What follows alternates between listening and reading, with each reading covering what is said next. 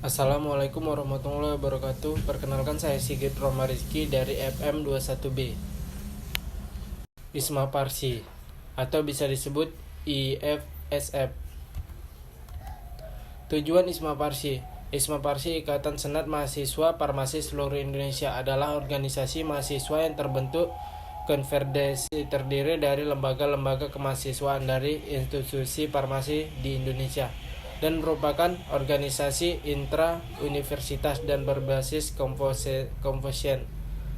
Berbentuknya untuk menyatukan opini dan ajang silaturahmi mahasiswa farmasi. Sejarah farmasi. Pada tahun 50-an terdapat dua perguruan tinggi yang memiliki jurusan farmasi, yaitu UGM dan ITB, dan keduanya memiliki masalah yang sama. Mahasiswa UGM dan ITB sepakat mendirikan farmasi pada 22 Desember 1955 di Yogyakarta. Terpilihlah Purnomo Singgi UGM dan Median Sirait ITB sebagai ketua, dan sekjen pertama Isma Parsi yaitu TJJ Saiful Rahman dipilih di Monas KF di Bukit Tinggi.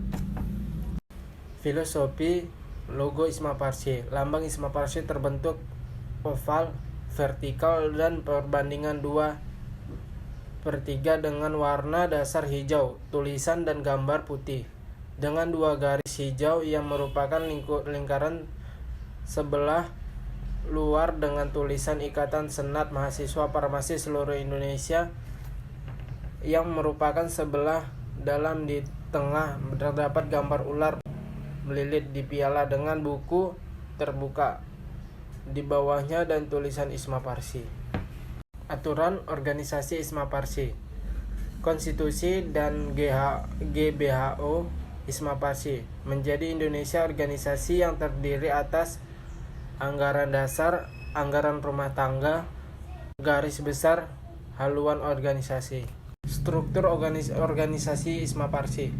Badan pengawas, sekretaris jenderal, staf ahli, koordinator wilayah, anggota, kepemimpinan, dan manajemen organisasi.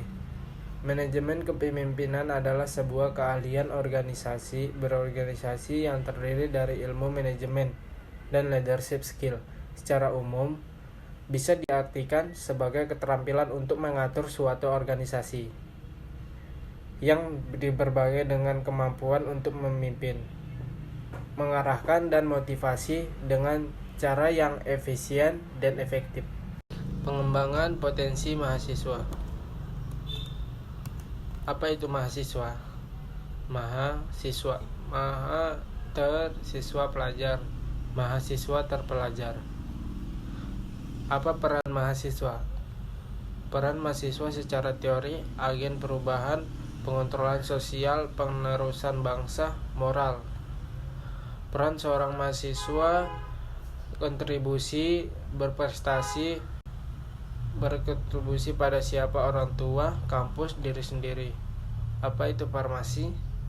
Farmasi berasal dari kata pharmakon yang merupakan bahasa Yunani yang berarti racun atau obat. Ruang lingkup farmasi: bidang industri, bidang klinis, bidang pemerintahan, bidang pengawasan obat dan makanan, bidang akademik, bidang komunitas. Teknik persidangan Isma Parsi.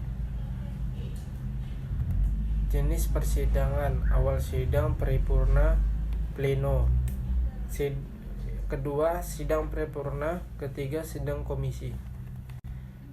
Sidang pleno diikuti oleh seluruh peserta kegiatan baik anggota penuh dan anggota peninjau. Sidang pleno dipimpin oleh panitia pengarah steering committee. Sidang pleno diikuti oleh seluruh peserta kegiatan baik anggota penuh dan anggota peninjau. Sidang pleno dipimpin oleh panitia pengarah steering committee.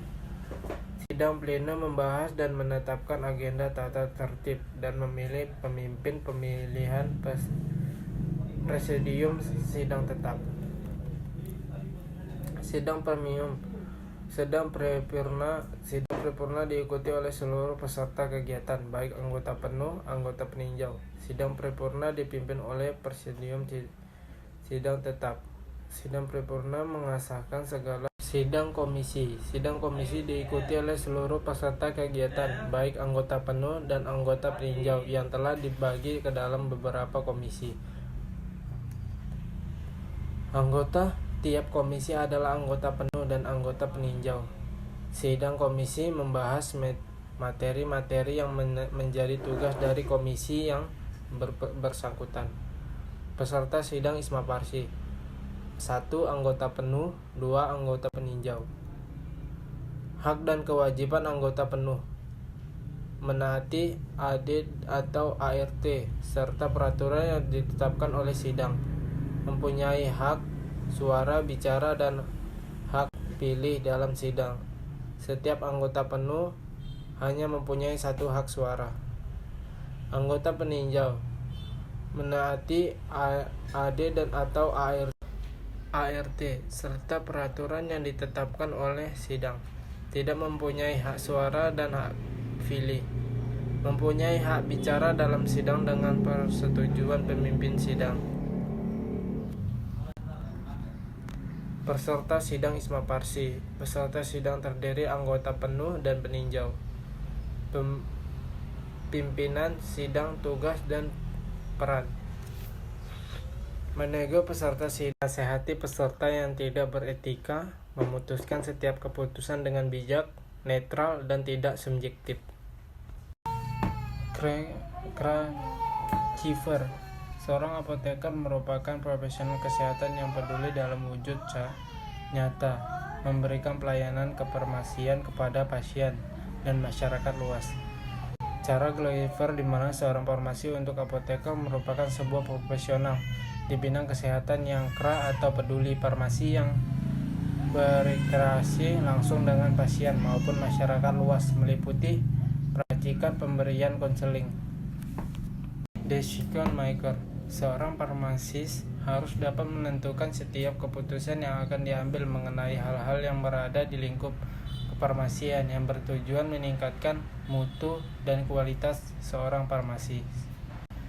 Misalnya mengenai alternatif obat pengganti, harus menetapkan orang saat SDM minim dan lain-lain. 3.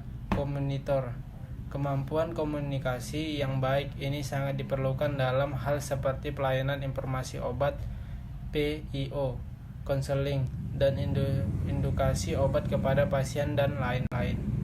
Komunikasi yang baik meliputi kemampuan komunikasi verbal, nonverbal, mendengarkan, dan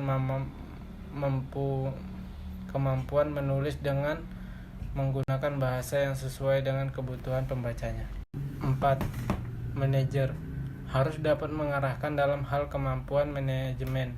Contoh, pekerjaan apoteker sebagai manajer yaitu apoteker menanggungjawabkan apotek.